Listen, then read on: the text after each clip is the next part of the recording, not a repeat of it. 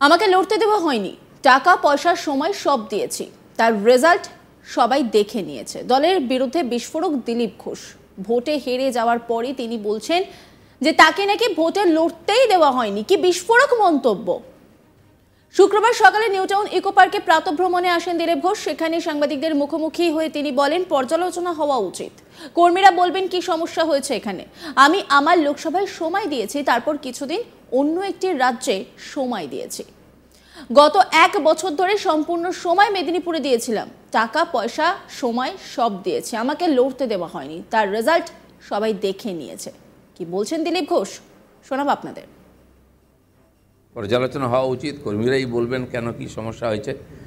তারপরেও আমি বিশেষ করে আমার লোকসভায় সময় দিয়েছি, মাঝখানে কিছুদিন রাষ্ট্রীয় রাজনীতিতে ছিলাম বলে অন্য রাজ্যে সময় দিয়েছি। গত 1 বছর 1.25 বছর ধরে পুরোপুরি মেদিনীপুরে আমি সময় দিয়েছিলাম, টাকা পয়সা খরচা করে সময় দিয়ে থেকে। তো সেখানে আমাকে লড়তে দেওয়া হয়নি। তো তার ফলে দেখা গেছে রেজাল্ট দুই দিকে কী হয়েছে। একই সঙ্গে তিনি বলেন, আমি নাকি মেদিনীপুরে দাঁড়ালে হেরে যাব, কারণ ওখানে নাকি কুর্মীরা আমাদের বিরুদ্ধে। যেখানে কুর্মী ভোট বেশি সেই পুরুলিয়া আসনে বিজেপি জিতেছে। আমার বিরুদ্ধে কর্মীদের খ্যাপানো হয়েছিল আমাকে সরানোর জন্য। দেবশ্রী যেখানে কাজ করেছে বা মন্ত্রী ছিল সেখানে আমরা জিতেছি, তাহলে দেবশ্রী ওখানে জিতত না? এর পিছনে কি আছে, এসব কেন করা হয়েছে, এগুলো ভাবতে হবে।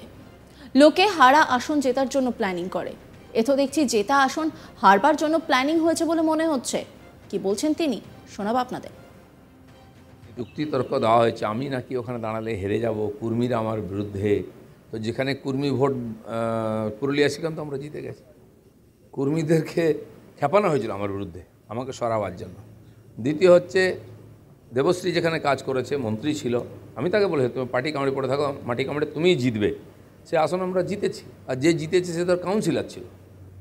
একটা তাকে কে চিনত ওখানে? সে তো একটা ওখানে গ্রামীণ পুরসভার নেতা, সে জিতে গেল। দেবশ্রী জিততো না। এর পিছনে কি আছে, কেন করা হচ্ছে, এটা তো ভাবতে হবে। সেটাকে ওই কিছু তো আছেই, নাহলে যারা পুরনো পার্টির প্রতিষ্ঠিত নেতা তাদেরকে হারাবার জন্য পাঠানো হয়েছিল নাকি কি জন্য? লোকে জেতা সিট, হারা সিট জেতার জন্য প্ল্যানিং করে, এ তো জেতা সিট হারাবার জন্য প্ল্যানিং হয়েছে মনে হচ্ছে। সুকান্তর পারমিশন তত্ত্ব নিয়ে খোঁচা দিয়ে দিলীপ বলেন, আক্রমণ কার পারমিশন নিয়ে হয়? কর্মীরা কান্নাকাটি করে বাড়ি ছাড়া হয়, তখন কি ফর্মালিটি করব নাকি মানবতার ডাকে সাড়া দেব? ওরা তো সুন্দরবন থেকে এখানে এসে আমার সঙ্গে দেখা করে গেছে। প্রোগ্রাম করার জন্য পারমিশন নিতে হয়, কারোর সঙ্গে দেখা করার জন্য কারো পারমিশন নিতে হয় না। আমি চিরদিন কর্মীদের সঙ্গে ছিলাম, কিন্তু পার্টির প্রোগ্রামে আমি 4 বছর ধরে যাই না, আমাকে ডাকেও না, আমার মতামত নেয় না। আমি পার্টির কর্মীদের সঙ্গে থাকি, সাধারণ মানুষের সঙ্গে থাকি। আমি যতদিন রাজনীতি করব আমি এরকমই থাকবো। রাজনীতি ছেড়ে দিলে অন্যভাবে মানুষের পাশে থাকবো, মানুষের কাছে যেতে কেউ কাউকে আটকাতে পারে না। কি বলছেন দিলীপ ঘোষ, শোনাবো আপনাদের। যেখানে আক্রমণ হচ্ছে কার পারমিশনে হচ্ছে? কর্মীরা যখন ফোন করে, যখন কান্নাকাটি করে, বাড়ি ছাড়া হয়, তার কাছে কি ফর্মালিটি থাকবে, পার্টি থাকবে নাকি মানবতা থাকবে? বহু কর্মী আজকে বিভিন্ন জেলায় জেলা অফিসে এসে থাকছেন। ওনারা এখানে এসছেন সুন্দরবনের থেকে, আমাদের কর্মীরা আমার সঙ্গে দেখা করলেন এসে, তারা ভোটের পরে চলে এসছেন। তো পারমিশন নেওয়ার জন্য, প্রোগ্রাম করার জন্য পারমিশন নিতে হয়, কারোর সঙ্গে দেখা করার জন্য কোনো পারমিশন নেওয়ার দরকার হয় না। কিন্তু রাজ্য সভাপতি এখন যিনি আছেন তিনি মনে করছেন যে আপনি প্রাক্তন রাজ্য সভাপতি, তাকে ছাপিয়ে কর্মীদের বেশি কাছে পৌঁছতে চাইছেন। আমি চিরদিন কর্মীদের সঙ্গেই ছিলাম, এখনও আছি। পার্টির প্রোগ্রামে আমি 4 বছর ধরে যাই না, আমাকে ডাকাও হয় না, আমার কোনো মতামত নেওয়া হয় না।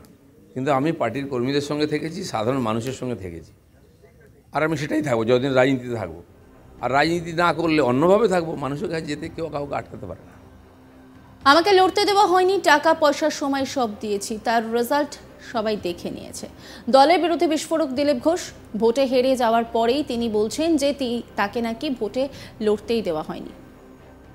শুক্রবার সকালে নিউটাউন ইকো পার্কে প্রাতঃভ্রমণে আসেন দিলীপ ঘোষ। সেখানে সাংবাদিকদের মুখোমুখি তিনি বলেন যে পর্যালোচনা হওয়া উচিত। কর্মীরা বলবেন কি সমস্যা হয়েছে এখানে। আমি আমার লোকসভায় সময় দিয়েছি, তারপর কিছুদিন অন্য একটি রাজ্যে সময় দিয়েছি। গত 1 বছর ধরে সম্পূর্ণ সময় মেদিনীপুরে দিয়েছিলাম, টাকা পয়সার সময় সব দিয়েছে, আমাকে লড়তে দেওয়া হয়নি। তার রেজাল্ট সবাই দেখে নিয়েছে। কি বলছেন তিনি, শোনাবো আপনাদের। পর্যালোচনা হওয়া উচিত, কর্মীরাই বলবেন কেন কি সমস্যা হয়েছে। তারপরেও আমি বিশেষ করে আমার লোকসভায় সময় দিয়েছি, মাঝখানে কিছুদিন রাষ্ট্রীয় রাজনীতিতে ছিলাম বলে অন্য রাজ্যে সময় দিয়েছি।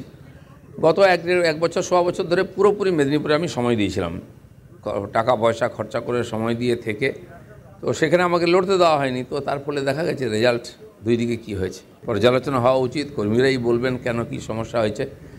তারপরেও আমি বিশেষ করে আমার লোকসভায় সময় দিয়েছি, মাঝখানে কিছুদিন রাষ্ট্রীয় রাজনীতিতে ছিলাম বলে অন্য রাজ্যে সময় দিয়েছি। গত এক বছর সোয়া বছর ধরে পুরোপুরি মেদিনীপুরে আমি সময় দিয়েছিলাম, টাকা পয়সা খরচা করে সময় দিয়ে থেকে। তো সেখানে আমাকে লড়তে দেওয়া হয়নি, তো তার ফলে দেখা গেছে রেজাল্ট দুই দিকে কী হয়েছে। একই সঙ্গে তিনি বলেন আমি নাকি মেদিনীপুরে দাঁড়ালে হেরে যাব, কারণ ওখানে নাকি কর্মীরা আমাদের বিরুদ্ধে। যেখানে কর্মী ভোট বেশি সেই পুরুলিয়া আসনে বিজেপি জিতেছে। আমার বিরুদ্ধে কর্মীদের খ্যাপানো হয়েছিল আমাকে সরানোর জন্য। দেবশ্রী যেখানে কাজ করেছে বা মন্ত্রী ছিল সেখানে আমরা জিতেছি, তাহলে দেবশ্রী ওখানে জিততো না? এর পিছনে কি আছে? এসব কেন করা হয়েছে এগুলো ভাবতে হবে। লোকে হারা আসন জেতার জন্য প্ল্যানিং করে, এ তো দেখছি জেতা আসন হারবার জন্য প্ল্যানিং হয়েছে বলে মনে হচ্ছে। দিলীপ ঘোষ কি বলছেন শোনাবো আপনাদের। তর্ক দেওয়া হয়েছে আমি নাকি ওখানে দাঁড়ালে হেরে যাব, কর্মীরা আমার বিরুদ্ধে। তো যেখানে কর্মী ভোট পুরুলিয়া সেখানে তো আমরা জিতে গেছি। কর্মীদেরকে খেপানো হয়েছিল আমার বিরুদ্ধে আমাকে সরাবার জন্য। দ্বিতীয় হচ্ছে দেবশ্রী যেখানে কাজ করেছে, মন্ত্রী ছিল, আমি তাকে বলে তুমি পার্টি কামড়ে পড়ে থাকো, মাটি কামড়ে তুমিই জিতবে। সে আসন আমরা জিতেছি, আর যে জিতেছে সে তার কাউন্সিলর ছিল। একটা তাকে কে চিনত ওখানে? সে তো একটা ওখানে গ্রামীণ পুরসভার নেতা, সে জিতে গেল, দেবশ্রী জিততো না। এর পিছনে কি আছে, কেন করা হচ্ছে সেটা তো ভাবতে হবে।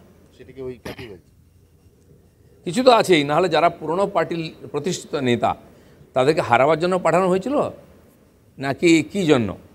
লোকে জেতা সিট হারা সিট জেতার জন্য প্ল্যানিং করে, এ তো জেতা সিট হারাবার জন্য প্ল্যানিং হয়েছে মনে হচ্ছে। সুকান্তের পারমিশন তত্ত্ব নিয়ে খোঁচা দিয়ে দিলীপ বলেন আক্রমণ কার পারমিশন নিয়ে হয়?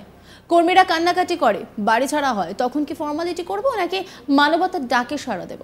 ওরা তো সুন্দরবন থেকে এখানে এসে আমার সঙ্গে দেখা করে গেছে, প্রোগ্রাম করার জন্য পারমিশন নিতে হয়?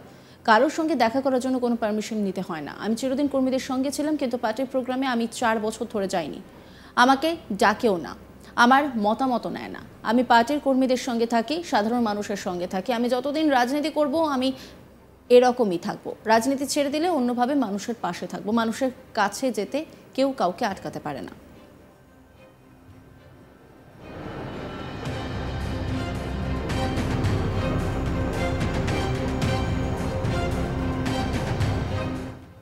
নজর রাখুন আজ তাক বাংলার ইউটিউব স্ট্রিমিংয়ে।